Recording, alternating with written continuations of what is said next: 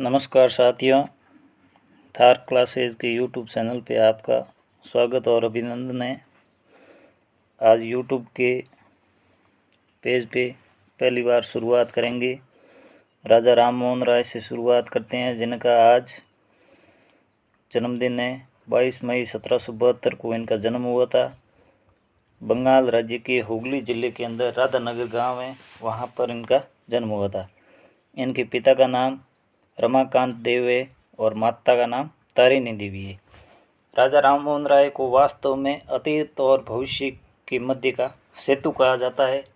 राजा राम मोहन राय उनको भारत में पत्रकारिता का अग्रदूत, भारतीय भाषाओं प्रेस का प्रवर्तक माना जाता है। शुरुआत में राजा राम मोहन राय के पिताजी को बंगाल के नवाबों के द्वारा राया की उपाधि दी गई और राजा राम मोहन राय को राम की उपाधि थी वो उन्हीं के पिता राधाकांत देव के द्वारा दी गई थी। भारतीय स्वतंत्रता आंदोलन के समय के प्रसिद्ध सुभाष चंद्र बोस, जिन्होंने तुम मुझे खून दो मैं तुम्हें आज़ादी दूं का नारा दिया था, उन्होंने ही राजा राम मोहन राय को युग दूत की उपाधि दी थी। राजा राम मोहन राय को भारतीय पुनर्जागरण का तारा, मॉर्निंग स्टार कहा जाता है। पुनर्जागरण का अग्रदूत भी कहा जाता है। राजा राम मोहन राय नव जागरण युग के पितामह थे। भारत में नव जागरण के अग्रदूत माने जाते हैं। उन्हें भारत का प्रथम आधुनिक पुरुष भी कहा गया है। राजा राम मोहन राय शिक्षा के क्षेत्र में बहुत अग्रणी थे। उन्होंने कई भाषाओं का अध्ययन किया था, जिसमें अरबी, फारसी, संस्कृत, अंग्रेजी, फ्रेंच, लैटिन, ग्रीक, हिब्रू जैसी अनेक भाषाओं का उन्होंने अध्ययन किया था। राजा राम मोहन राय को इस्लाम में एकेश्वरवाद, एक देववाद, सूफी मत के रहस्यवाद, ईसाई धर्म की नीति शास्त्र, पश्चिम के उदारवादी बुद्धिवाद से प्रभावित थे। ये पाश्चात्य दर्शन से बहुत ज़्यादा प्रभावित थे। 1803 से 1814 तक ईस्ट इंडिया कंपनी में जॉन डिग्बी के अधीन कस्टम कलेक्टर के रूप में राजा राम मोहन राय ने कार्य किया था। राजा राम मोहन राय ने सती प्रथा, बहुपत्नी प्रथा, जातिवाद आदि का भी विरोध किया था। इन्होंने विधवा विवाह, अंतर्जातीय विवाह एवं स्त्री शिक्षा का समर्थन किया।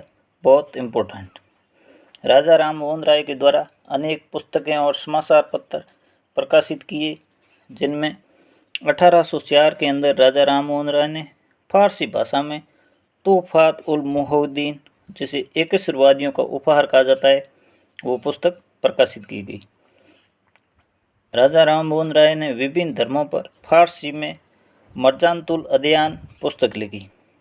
राजा राम मोहन राय ने वेदों, वैदिक ग्रंथों एवं 5 उपनिषद, जो बहुत इम्पोर्टेंट है, ईश, कैन, कंठ, मुंडक, मांडुक्य का संस्कृत से बांग्ला भाषा में उस समय अनुवाद किया था। एक राजा राम मोहन राय की ईसाई धर्म पर बहुत प्रसिद्ध पुस्तक है प्रिसेप्ट ऑफ जीसस में राजा राम मोहन राय ने ईसा मसीह को देवी होने के सिद्धांत को भी खारिज किया था।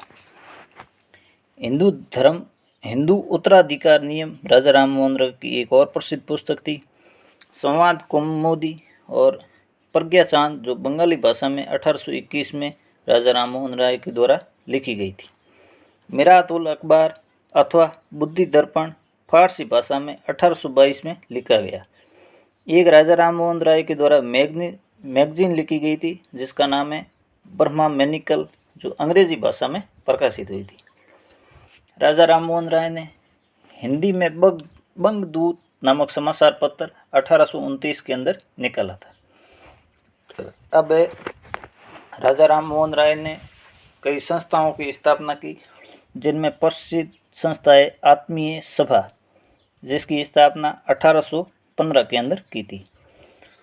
1817 के अंदर कलकत्ता में हिंदू कॉलेज की स्थापना की। डेविड हेयर एवं अलेक्जेंडर डफ का इनको सहयोग मिला। डेविड हेयर था वो एक 10 घड़ी सा था। हिंदू कॉलेज के बाद में डलहौजी के समय प्रेसिडेंसी कॉलेज बन गया था। उन्हें 1817 में कलकत्ता में एक अंग्रेजी स्कूल भी राजा राम मोहन राय ने खोली थी।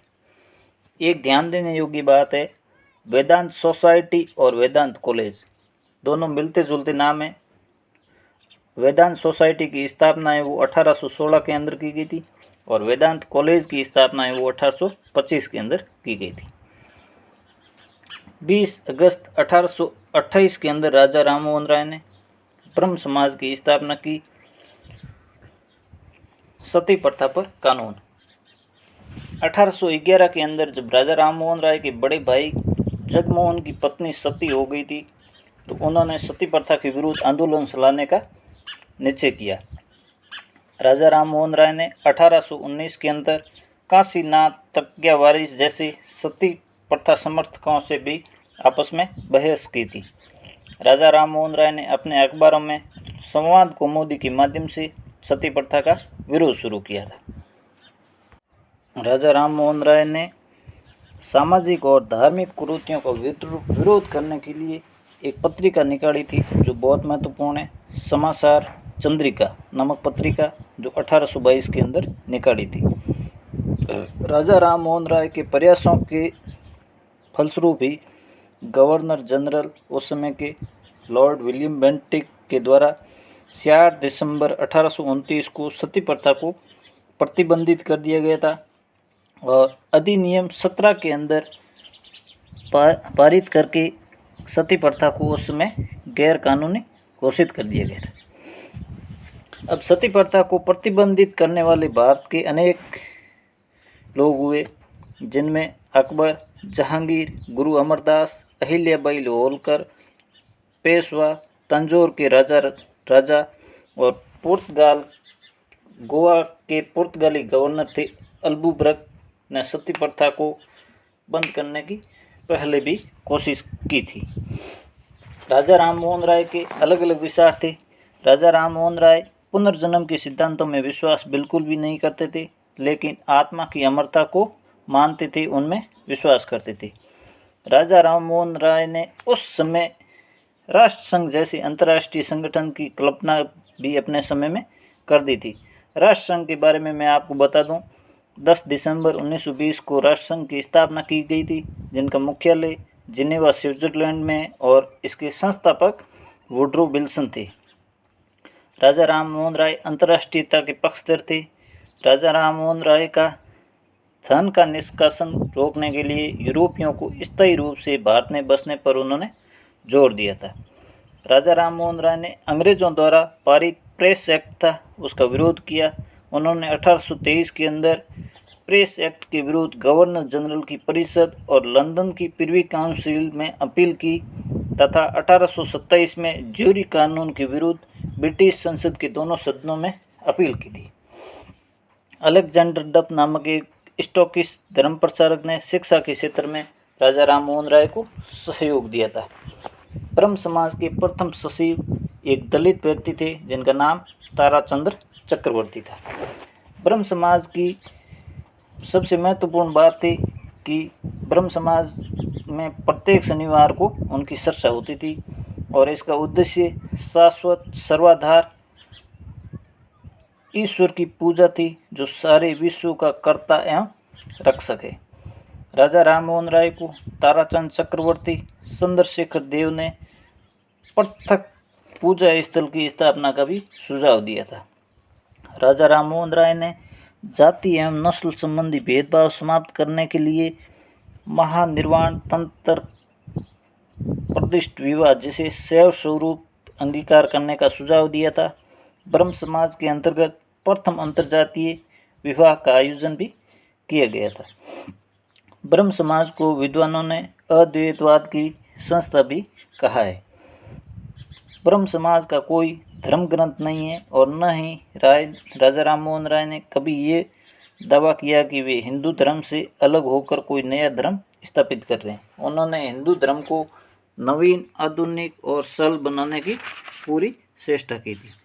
राजा राम मोहन राय ब्रिटिश शासन के समर्थक थे तथा भारत की तुरंत स्वतंत्रता न चाहकर प्रशासन में भारतीयों की हिस्सेदारी चाहते थे। राजा राम मोहन राय ने न्यायालय के अंदर जो शासकीय भाषा थी, उसके लिए फारसी के स्थान पर अंग्रेजी का समर्थन किया, जिससे लोगों में नवजागरण आ सके। राजा राम मोहन राय ने 1821 के अंदर नेपल्स की क्रांति की विफलता से दुखी हुए और 1823 के अंदर स्पेनिश अमेरिकी क्रांति की सफलता पर सार्वजनिक फौज का आमंत्रण किया था। अब है राजा राम मोहन राय की इंग्लैंड की यात्रा। राजा राम मोहन राय को 1823 के अंदर मुगल बादशाह अकबर द्वितीय ने राजा की उपाधि दी और अपने दूत के रूप में तत्कालीन ब्रिटिश सम्राट उस समय विलियम चतुर्थ थे, उनके दरबार में भेजने का सबसे महत्वपूर्ण कारण था मुगल बादशाह अकबर द्वितीय की पेंशन बढ़ानी। इसके लिए विलियम चतुर्थ से बातचीत करने के लिए भेजा गया था। राजा राम मोहन राय पहले व्यक्ति थे जिन्होंने समुद्र को पार किया और यूरोप की धरती पर पांव रखा। वे भारत से जब यूरोप जा रहे थे तो महत्वपूर्ण बात है, ओल्फिन नामक जहाज था, उसमें सवार होकर इंग्लैंड पहुंचे थे। इंग्लैंड में ही 27 सितंबर 1833 को डॉक्टर कारपेंटर के निवास पर राजा राम मोहन राय की मृत्यु हो गई थी। राजा राम मोहन राय को ब्रिस्टल में ही दफनाया गया।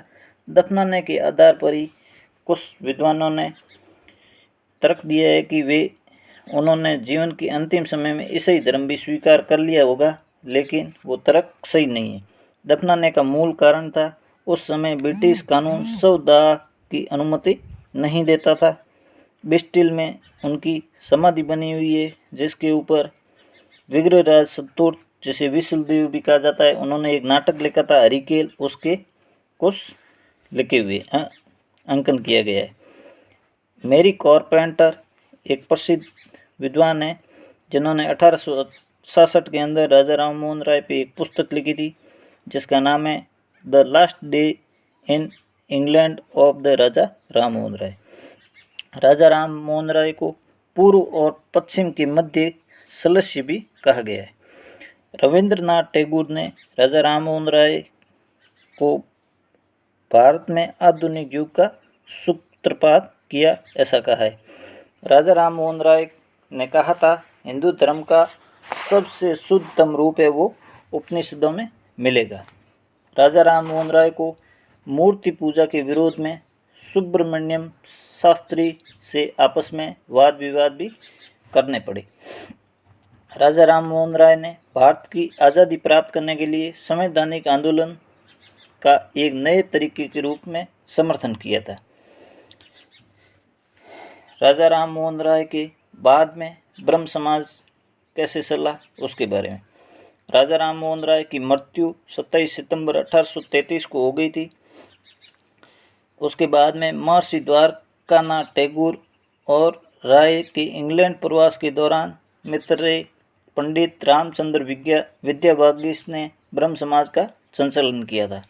राजा राम मोहन राय के बाद देवेंद्रनाथ टैगोर ने ब्रह्म समाज को पुनर्जीवित करने का कार्य किया। देवेंद्रनाथ टैगोर को प्रिंस की उपाधि भी मिली थी। द्वारकानाथ के बाद देवेंद्रनाथ टैगोर ने ब्रह्म समाज का संचालन किया था। देवेंद्रनाथ टैगोर ने कलकत्ता में जोरासंकी में तत्वरंजनी तथा बाद में तत्वबोधिनी सभा की स्थापना की। तत्वबोधिनी पत्रिका का 1839 के अंदर प्रकाशन किया, जो ब्रह्म समाज की मुख्य पत्रिका थी। ब्रह्म समाज का प्रतिज्ञा पत्र देवेंद्रनाथ टैगोर ने तैयार किया था।